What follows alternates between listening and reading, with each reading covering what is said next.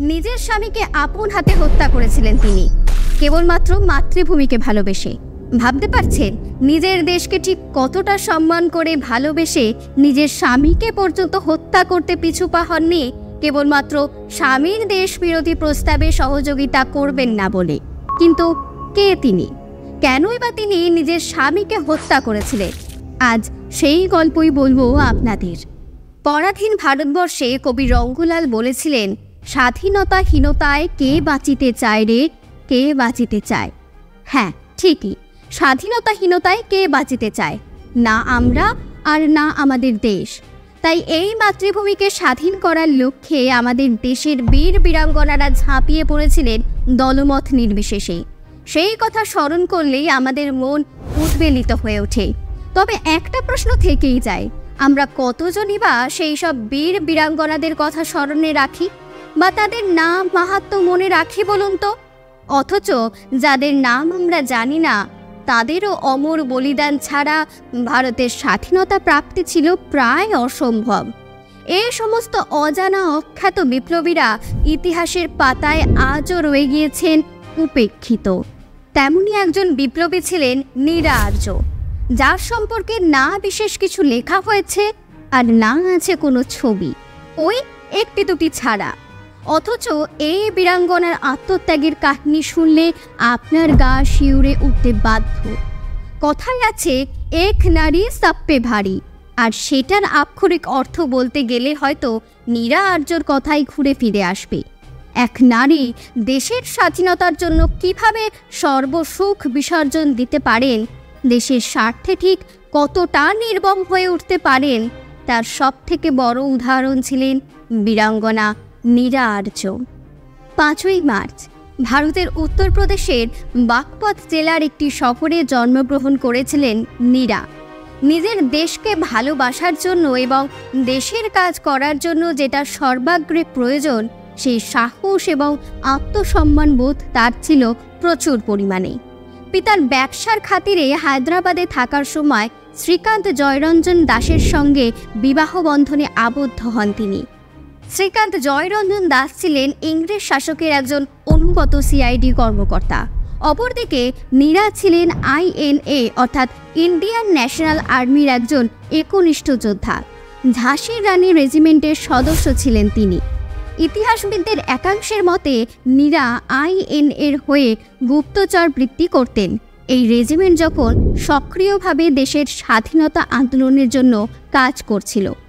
1943 সালে 21শে অক্টোবর আজাদ হিন্দ ফৌজ তৈরি করেন নেতাজি সুভাষচন্দ্র বসু। এ সময় ফৌজের ঝাঁসি রেজিমেন্টের নেতৃত্ব দিয়েছিলেন লক্ষ্মী সাইগল। 1943 সালে দক্ষিণ এশিয়ায় বসবাসকারী ভারতীয় বংশোদ্ভূত মহিলা স্বেচ্ছাসেবকদের নিয়ে গড়ে উঠেছিল এই রেজিমেন্ট। ব্যাংকক, রেঙ্গুন এবং সিঙ্গাপুরে ছিল ট্রেনিং ক্যাম্প। এই রেজিমেন্টের সবাইকে মার্শাল আর্ট, মাইনপাত, গ্রেনেড ছোড়া, আগ্নেয়াস্ত্র ও বেইনাট চালানো শিখতে হতো। আজাদ হিন্দ ফৌজের শক্তিশালী গোয়েন্দা বিভাগের সূচনা হয়েছিল নীরা আর্যকে দিয়েই।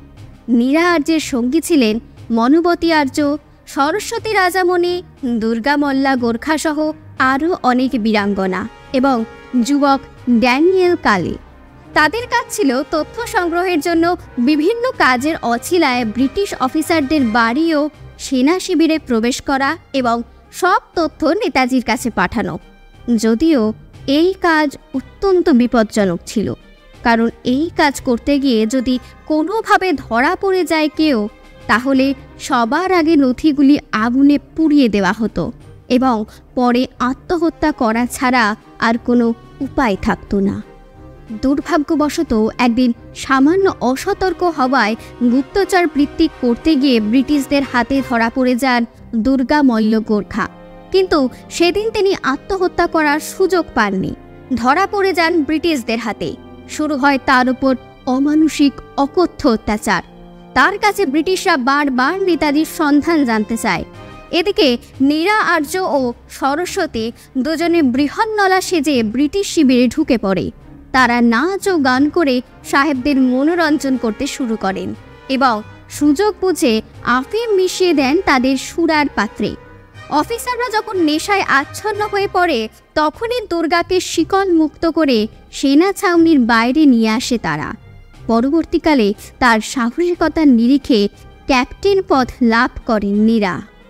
নীরার স্বামীর সঙ্গে তার নিজের মতাদর্শগত কোনো মিল ছিল না। এদিকে শ্রীকান্ত জয়রঞ্জন দাস ছিলেন ইংরেজ ভক্ত অফিসার, আর নীরা ছিলেন নেতাজি এবং স্বদেশের প্রতি একনিষ্ঠ। ব্রিটিশ সরকার শ্রীকান্ত জয়রঞ্জন দাসকে নেতাজি সুভাষচন্দ্র বসুর পিছনে নজরদারি করার দায়িত্ব দিয়েছিলেন। তাকে নির্দেশ দেওয়া হয়েছিল সুযোগ পেলেই নেতাজিকে হত্যা করার। একবার নেতাজি সুভাষচন্দ্র বসুকে হত্যার জন্য গুলি চালান তিনি, কিন্তু সৌভাগ্যবশত সেই গুলি নেতাজিকে বিদ্ধ না করে সেই গাড়ির চালককে বিদ্ধ করে। সেইখানে সেই মুহূর্তে উপস্থিত ছিলেন আজাদ হিন্দ ফৌজের রানী ঝাঁসিমেন্টের সদস্যা নীরা আর্য। তিনি জয়রঞ্জনকে দ্বিতীয় সুযোগ দেয়নি। নীরা শ্রীকান্তের পেটে বেয়নট চালিয়ে তাকে হত্যা করেন চোখের পলকেই। চোখের পলকে নিজের সিঁথির সিঁদুর মুছে ফেলেন সংগ্রামী সাহসী এই নারী। এই ঘটনায় অভিভূত হয়ে নেতাজি নীরাকে নাগিনী নামে অভিহিত করেন।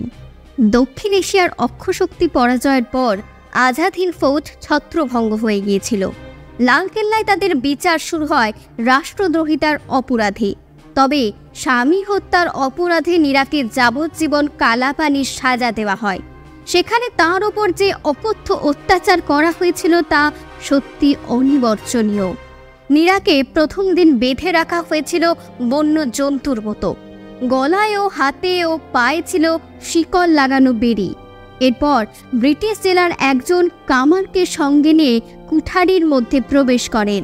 কামার তার হাতের বেড়ি কাটতে শুরু করে, যার ফলে হাতের চামড়া কেটে উঠে এসেছিল। নীরা বুঝতে পারছিলেন ব্রিটিশ প্রভুভক্ত কামার ইচ্ছে করেই তার হাতে আঘাত করছে। তবুও তিনি দাঁতে দাঁত চেপে অসহ্য যন্ত্রণা সহ্য করেছিলেন। কিন্তু যখন পায়ের বেড়ি কাটতে যায় তখন ইচ্ছে করেই হাতুড়ি দিয়ে পায়ে আঘাত করলে নীরা চিৎকার করে ওঠেন, বলতে থাকেন, তুমি কি অন্ধ? পায়ে হাতুড়ি মারছো কেন? কামার নীরার বুকের দিকে তাকিয়ে বলেছিলেন, দরকার হলে তোমার বুকেও মারতে পারি, তুমি কিচ্ছু করতে পারবে না। নীরা একদলা থুতু কামারের মুখের ওপর ছুঁড়ে দিয়ে বলেছিলেন, মহিলাদের সম্মান করতে শেখো। জেলার বারবার জিজ্ঞাসা করেছিলেন নেতাজি কোথায়। এটি তাদের জানিয়ে দিলেই তাকে ছেড়ে দেওয়া হবে। কিন্তু তিনি বারবার একটা কথাই বলছিলেন, নেতাজি তার বুকে আছে। নীরা আন্দামানে আসার 1 বছর পর স্বাধীন হয়েছিল দেশ। অবশেষে স্বাধীন ভারতে মুক্তি পান নীরা। ফিরে এসে তিনি হায়দ্রাবাদের ফালাকনুমার একটি বস্তির কুঁড়ে ঘরে থাকতে শুরু করেন। বস্তির লোকেরা তাকে পেডাম্মা অর্থাৎ ঠাকুমা বলে ডাকতেন। তার পরিচয় জানা গেলে পরবর্তী সময় নীরাকে সরকারি পেনশন দেওয়ার প্রস্তাব দেওয়া হয়, কিন্তু তিনি তা ফিরিয়ে দেন। অবশেষে বার্ধক্যজনিত অবস্থায় 1998 সালের 26শে জুলাই রবিবার চারিমিনারের নিকটে ওয়াসমানিয়া হাসপাতালে দরিদ্র, অসহায়, নিঃস্ব অবস্থায় তিনি মৃত্যুবরণ করেন।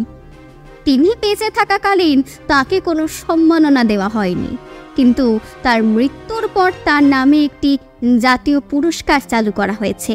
তার জীবন নিয়ে চলচ্চিত্রও হয়েছে। এছাড়াও লোকবিদদের মুখে মুখে নীরা নাগিনীকে নিয়ে রচিত হয় অনেক গান। নীরা আর্য এক ভয় না পাওয়া দুঃসাহসী নারীর নাম। আজাদ হিন্দ ফৌজের বীর সেনানী নীরা আজও অমর হয়ে আছেন তার এই অসামান্য কীর্তির জন্য। কিন্তু তার যতটা প্রচার বা সম্মান প্রাপ্য ততটা পাননি ভারতের এই বীরাঙ্গনা। তবুও ইতিহাস নীরা আর্যের মতো বীর সাহসী নারীর ঋণ কখনোই শোধ করতে পারবেন না।